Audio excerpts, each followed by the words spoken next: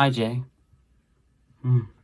Thanks for recording your video. You gave me the info to record this sooner than I was probably going to. I wanted to respond to the things you said in your video because I think you made some very compelling points, and I don't think there's any point in me trying to make other points that don't first start by addressing your points. We need unity of the many against the few, and so being divided over different issues is one of the things that could stop us actually making progress. I think around Trump, I guess I don't know what to say. We are in a society. I'm going to operate off of the assumption that's just how things are without appreciating what that means, even though I know that is a lot of what people are taking in right now, particularly those who are concerned about climate change and don't want a lot of people in the world to die of flooding and of fire and famine. So there was one hard hitter was refusing to use AI because it is run on burning the world. I understand why we should do that. If our end goal really is to help people, there are better ways we can do that. Refusing to use it is like a strike. It will apply a social pressure and economic pressure on these companies to not develop AI. Currently, AI is already in a bubble, and it's really being driven not by how many people are using it, but by how much AI is progressing. Lots of these companies are losing money. They're all just relying on the fact that the investors believe that very soon AI will be so powerful, there's no way nobody can't use it in order to just survive in society. That's like how it goes. So in terms of effect, I think it won't have an effect, even if it's well organized. I think really the amount of organization you would need to do that makes that very difficult unless you already have a movement around this, which I'm not aware of, but I think it's a good idea. I think if it's like a moral thing of like pacifism, like I do not do this because I think it is fundamentally wrong. Yeah, I get that. I like that as an idea. It's something redeeming about that you don't even go into the messy grays because it's just clear that that's not a good thing. And the hope is that if that just became clear to everybody, then that would be a path to solving this. I think I am much more compelled by the bottom line of, is this going to help? I don't want to take the idea of not doing AI off the table, but I guess I want to propose some alternatives that are more gray, but either bypass the problem or they try to make a case for the best path to reducing the amount of burning of the world going on. There's going to be much more burning of the world than we're currently signed up for, and even more burning of the world than what we would get from the amount of climate change that AI would cause, if that makes sense. It is because the world is at war. If it's not apparent now, it will be apparent soon. I use the word war in a slightly exaggerated way, at least for now, but really just to make a point about the power dynamics that are at play right now, and arguably have been for the last 150 years, but they're going to continue in that. I have more faith in humanity yet that humanity will find a way out of this. Otherwise, I would suggest expecting a very dystopian cyberpunk future the way things are going. And I say that not lightly or from a place of fear, but from a place of thinking about this for 2 years. I worry that over the next 5 years, the average person is going to significantly lose their agency in this world. What it probably is going to mean is either a war or the suckiness that is like consumerism and loneliness and all that. It's going to continue and it's going to get very weird. The society will become more and more hollow to a point where it'll be less and less, we will have less and less faith in humanity to fix itself. So humans may not die, but the essence of humanity will continue to wither. And at that point, whatever obstacle comes, it's unclear that we would actually survive that. You actually already discussed Project Stargate. Stargate is government level funding, but it is co-owned by companies. Companies don't make that level of money. Even if they have crazy valuations, that isn't the kind of revenue they take in. So to actually be able to spend that much money is still only in the realm of governments. As crazy as like big tech is, it's not actually big enough to do that. That's like an infrastructure bill. Our infrastructure bill last year was $1 trillion. It's more like they spend like a couple $billion on training these models. 500 billion is a company operating as if it was the American government level of money.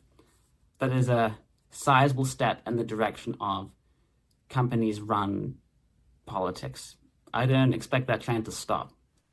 It's always worrying when I see it happen, because then we're one closer to it happening even more. There is some odd hope, but I guess I'm going to jump past that one for now. Operator is OpenAI's beta version of what will be the third level of AGI. It was number 2 that caused the greatest of the OpenAI drama that got the CEO fired, and then got the board fired, and then got the CEO rehired, and then got the safety team fired. This is the third level. I'm not sure if it's super good. I think they released it now because Anthropic released theirs recently, and so they just got to compete. These are agents. If you're in the business world, these are what people have been talking about for 6 months as like job replacers, at least for white collar jobs. That's not the rhetoric because it's not very popular to say that, but that is the level of AGI that would replace lots of white collar jobs, particularly office jobs. People were really just using level 1 with some code to call it level 3. A handful of people are now using level 2 with some code, so this is going to be actually level 3. This is something that can use your computer, that can click into Word, write a document, it can look something up.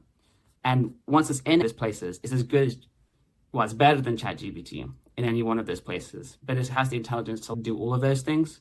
So a lot of what people who use AI a lot really are just doing is copy and pasting and prompting. So it's going to connect those together. And then you can just scale that. And I guess the expectation is that 2025 is definitely the year that a lot of people are going to lose their jobs. So the reason I wanted to bring that up was the main concern I have with asking people to not use AI. The example I wanted to give was from the Industrial Revolution, which would be to ask a similar question then. So imagine you could teleport back to the Industrial Revolution. You see the future, you see all the problems it's going to bring, and you're like, I can tell them to stop it. And then they will stop it, hopefully, if they knew what they were doing. I personally don't think they would. I can explain why, but I actually think a lot of the most complicated reasons they wouldn't do it apply to us today and are still unsolved. But I think that will have to be enough for another video. In the 1830s, if you made clothes with your hands for a job, you lost your job. That happened because textile mills were created. They could do the job of a person much faster, much cheaper. And yeah, I don't know. I'm sure there was many crafts, many beautiful things about doing that as a job. And now nobody really makes cloth anymore. It's a craft that is lost, I guess you could say. And it's a job that, however important it was lost. The textile mills requires machine, requires energy. At that time, because of the very quickly growing energy needs, they had to turn to coal. So buying clothes from a textile mill means greenhouse gases. Working in a textile mill means feeding the machine that is going to cause and burn the world. So if you're in that situation, what do you tell the people? Specifically, what are you going to tell the people who are about to lose their jobs and can only not lose their job if they work in the textile mill? I don't think it would be my place to tell them to not get that job. It also would be my place to tell them, if they were redundant, to not buy clothes made from those textiles because they're cheaper.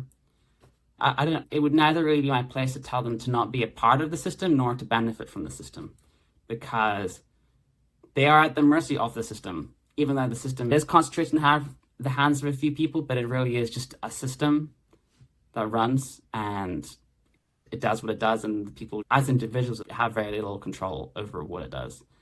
I think it's going to be quite similar with AI in that telling somebody to not use AI will be like telling them not to get hired in a new job or to keep their current job.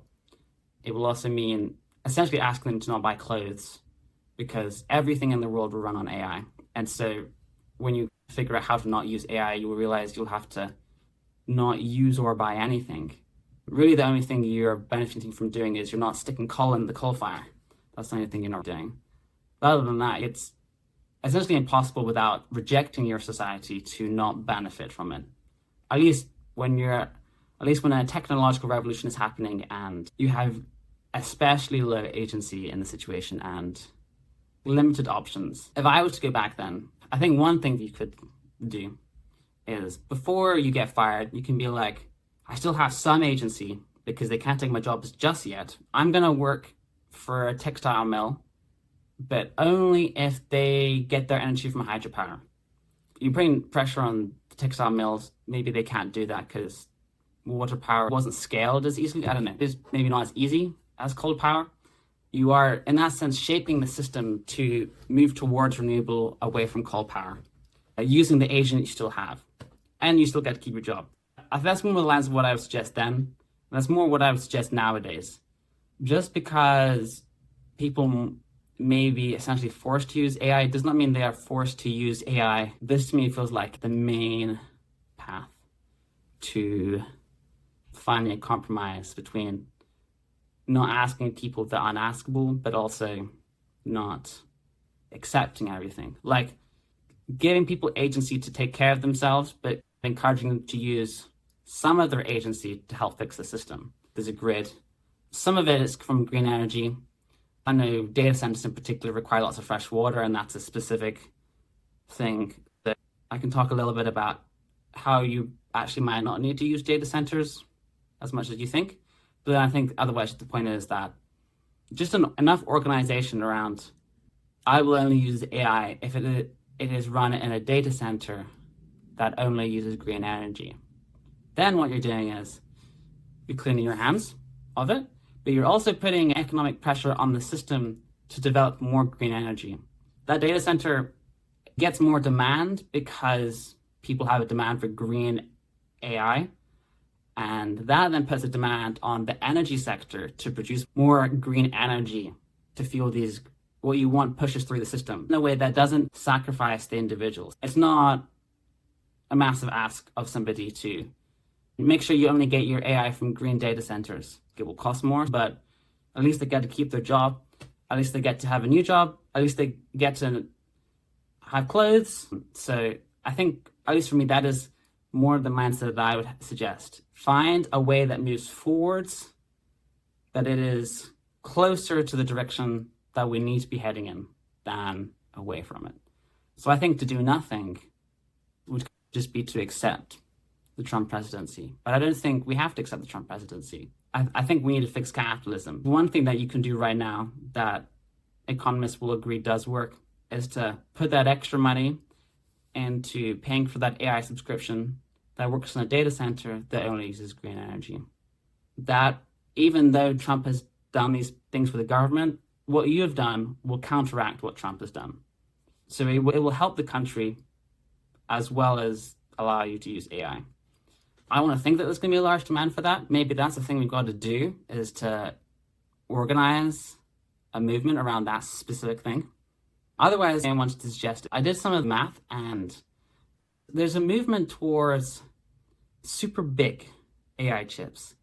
In particular, NVIDIA recently released and now open for sale like a $250 one that is good enough to run a model such as R10, which is better than ChatGPT at many of the benchmark tasks.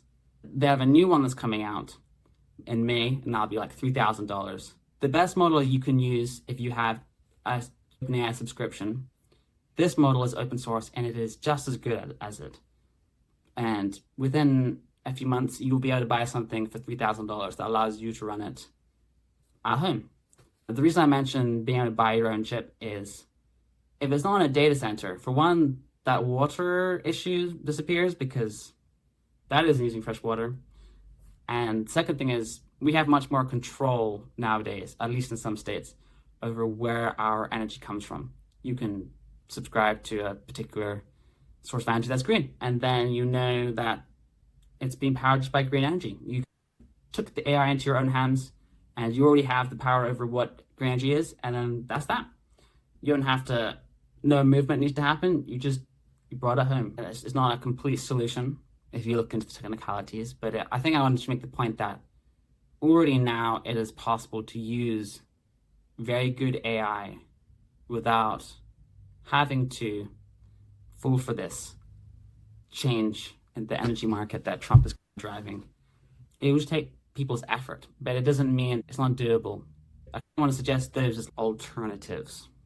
Proposing the option doesn't make the problem go away. You've got to get people to do it. Otherwise, it's just a nice idea. But yeah, I guess that was just what I wanted to say, which I said in a lot of words. Goodness.